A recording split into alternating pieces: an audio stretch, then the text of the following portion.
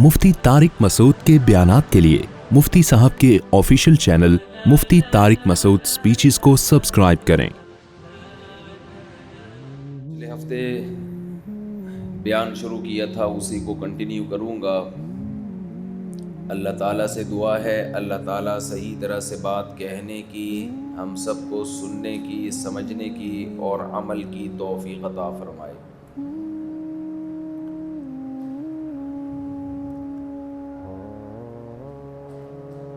रसूलुल्लाह सल्लल्लाहु अलैहि वसल्लम ने इरशाद फरमाया, 5 चीज़ों को 5 चीज़ों से पहले गनीमत समझो। इस पर मेरा बयान चल रहा था।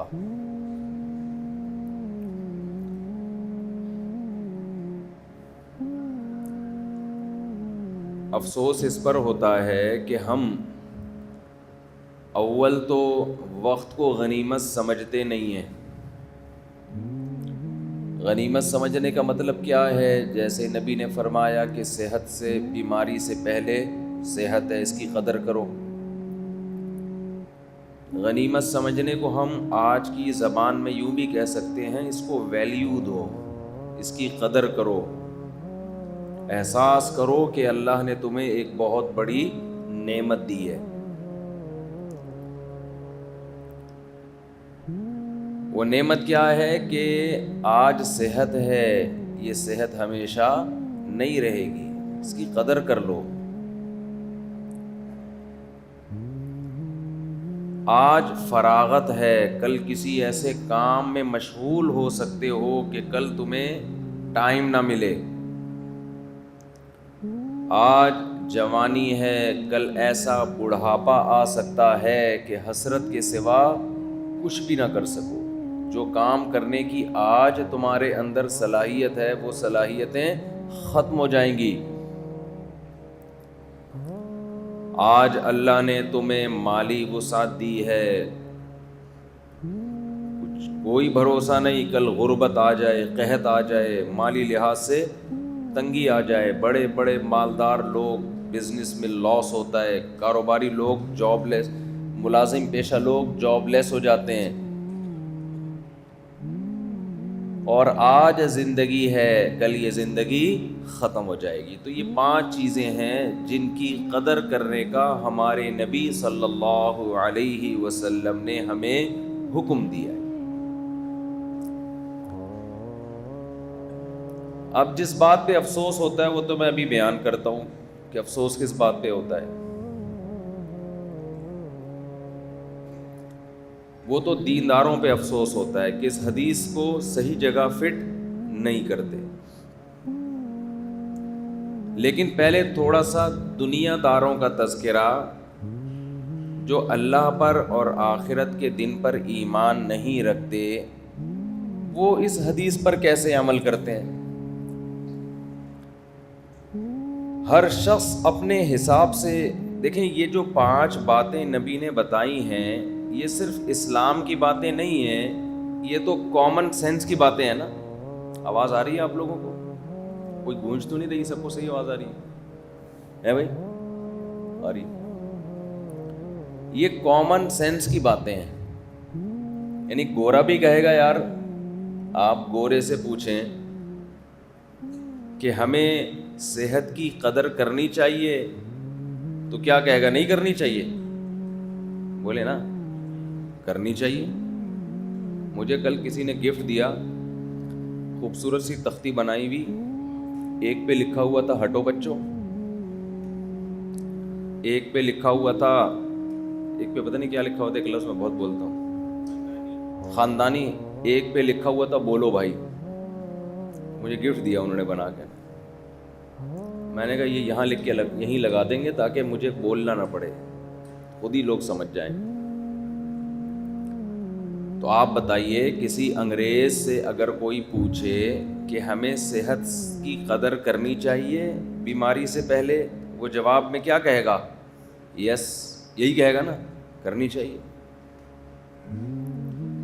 आप अगर किसी हिंदू से पूछें कि आपके पास दौलत है तो गुर्बत से पहले उस दौलत की कदर करनी चाहिए, तो वो जवाब में क्या कहेगा? हिंदी में ये हाँ को क्या हाँ ही बोलते हैं ना, यस यही बोलेगा ना, हाँ धन्यवाद। دھنیہ واد کسے کہتے ہیں؟ شکریہ. دھنیہ واد شکریہ یہ کہے گا کہ آپ نے بڑی اچھی بات کی. اور کسی ڈاکٹر سے آپ پوچھیں کہ ہمیں صحت کی قدر کرنی چاہیے بیماری سے پہلے، تو وہ کہے گا ہمارا تو ٹاپک ہی یہی ہے بھائی، بیماری سے پہلے کس کی قدر کرو؟ صحت کی قدر کرو. تو یہ ایسا ٹاپک ہے کہ یہ صرف اسلام کی بات نہیں ہے، دنیا میں ہر مذہب کو ماننے والے، ہر دھرم کو ماننے والے، ہر دین کو ماننے والے، کامن سینس رکھنے والے سب یہی کہتے ہیں کہ صحت کی قدر کر لو بیماری سے پہلے، پیسے کی قدر کر لو غربت سے پہلے، اور فراغت کی قدر کر لو مشغولیت سے پہلے، جوانی کی قدر کر لو بڑھاپے سے پہلے، زندگی کی قدر کر لو موت سے پہلے. اس میں کسی کا کوئی اختلاف نہیں ہے. تو جب اختلاف نہیں ہے تو ہمارے نبی صلی اللہ علیہ وسلم نے ہمیں اتنی اہمیت سے یہ کیوں بتایا؟ اہمیت کیوں بتایا؟ اسلام نے اس بارے میں کیا ہدایات دی؟ اصل میں اسلام جس طرح سے ان 5 چیزوں کی، 5 نعمتوں کی قدر کروا رہا ہے وہ اسٹائل کچھ اور ہے. غیر مسلم 5 نعمتوں کو جو کہہ رہا ہے نا ویلیو دو، اس کا ویلیو دینے کا مطلب کچھ اور ہے. سمجھ میں آ رہی ہے بات کہ نہیں آ رہی؟ جب ہندو کہتا ہے کہ صحت کی قدر کرو، ڈاکٹر کہتا ہے صحت کی قدر کرو، عیسائی کہتا ہے صحت کی قدر کرو، وہاں قدر کا مطلب بولو نا کچھ اور. دولت کی قدر کرو کچھ اور مطلب ہے ان کا. جب کوئی بزنس مین کہتا ہے پیسے کی قدر کرو تو اس کا مطلب کچھ اور اسلام کا مطلب کچھ اور ہے. تاجر جب کہتا ہے نا یار پیسے کی قدر کرو، مطلب یہ ہے کہ سونا خرید کے رکھ لو، ڈالر اور مہنگا ہوگا ابھی. مطلب کیا ہے؟ ابے کرنسی ڈی ویلیو، آج کل سب کی زبان پہ یہی بات ہے. ابے سونا رکھ لے، ورنہ یہ ڈبل روٹی جو آج کتنے کی مل رہی ہے؟ ابھی پرسوں تو کراچی میں تھا میں تو کتنے کی تھی؟ 150 کی نا. ابھی 2 دن کے بعد کتنے کی ہو گئی؟ 200 کی ہو گئی، ہونے والی ہوگی.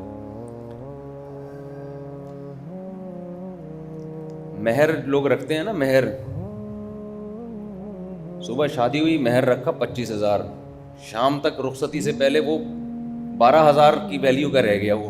ٹھیک ہے نا، اتنی تیزی سے کرنسی نیچے آ رہی ہے. حکومت کو چاہیے کہ ایک ہی دفعہ میں گلا گھونٹ کے مار دے. بھائی کیوں تڑپا کے ترسا کے مار رہے ہو یار؟ پیٹرول ایک ہی دفعہ 1,000 روپے لیٹر کر دو، روز روز کی ٹینشن سے جان چھوٹ جائے گی. خیر، مہنگائی کے خلاف جہاد ہوا تھا، یاد ہے آپ کو؟ ونس اپون اے ٹائم، مجھے یاد آ رہا ہے ابھی ماضی قریب میں زبردست احتجاج ہوا تھا مہنگائی کے خلاف، جو جہاں تک مجھے یاد پڑ رہا ہے ہوا تھا نا. دیکھیں بھول گئے آپ لوگ، جس میں کانپیں بھی ٹانگیں تھیں اور اس طرح کے واقعات بھی آئے تھے، تقریریں ہوئی تھیں. تو وہ جہاد کس کے خلاف ہوا تھا؟ مہنگائی کے خلاف، خاندانی جہاد ہوا تھا. اور اچھا تو بڑا زبردست کامیاب جہاد ہوا کہ $100 کتنا تھا اس وقت جب مہنگائی کے خلاف جہاد شروع ہوا تھا؟ 160. اور اب کتنا ہے؟ 290 یا 80 تک پہنچ گیا. تو یہ زبردست جہاد ہوا تھا. اصل میں ہم لوگ کی، مجھے ابھی نیند پوری نہیں ہوتی تو میرے کھوپڑی پھر گھومنے شروع کر دیتی ہے، الٹی چیزیں میرے بیان میں آنا شروع ہو جاتی ہیں. اللہ بچائے ہماری حالت. قرآن کی آیت ہے نا، ان اللہ لا یغیر ما بقوم حتی یغیروا ما بانفسہم.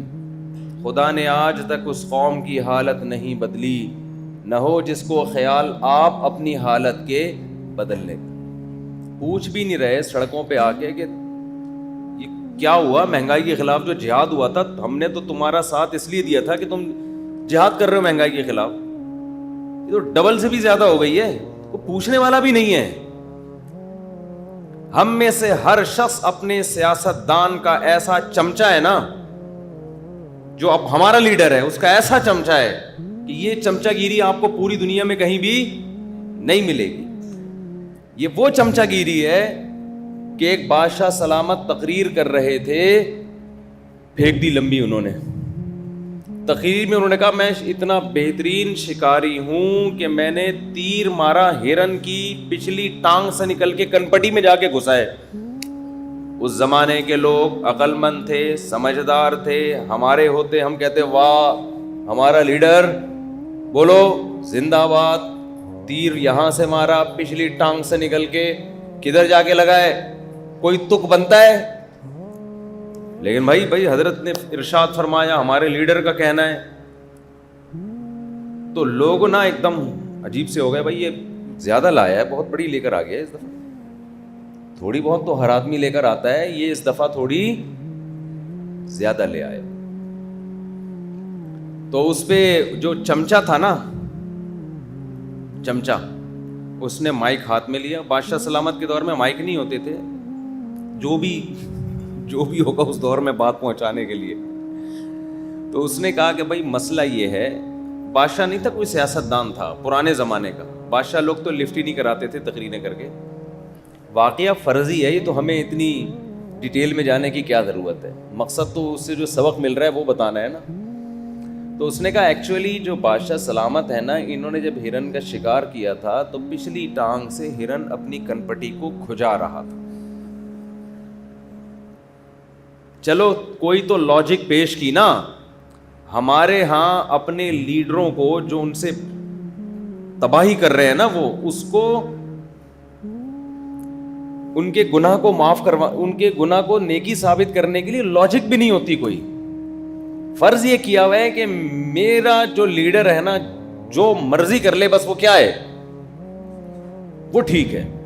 اب سب چپ بیٹھے ہوئے مہنگائی کے خلاف، جنہوں نے جہاد کیا تھا چپ چاپ ایک دم، کہیں سے آواز نہ آئے.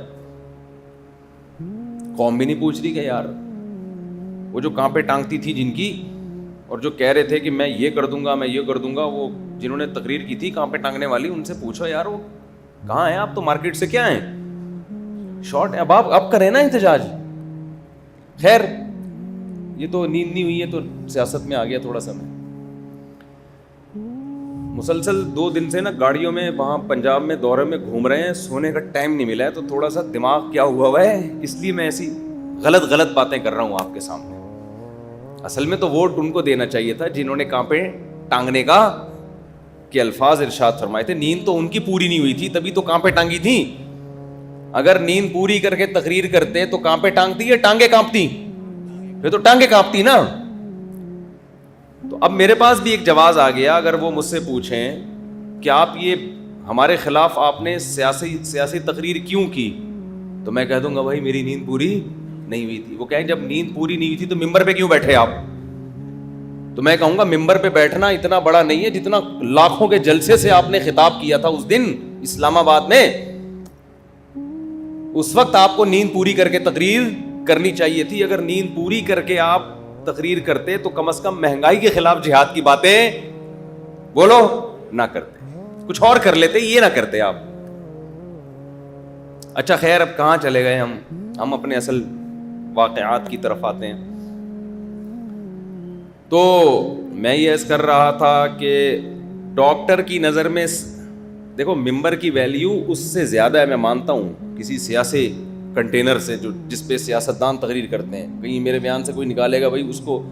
لیکن بات یہ ہے کہ جب کوئی حکومت گرانے یا نئی حکومت بنانے کی بات آتی ہے تو اس سے قوموں کی تقدیریں وابستہ ہوتی ہیں.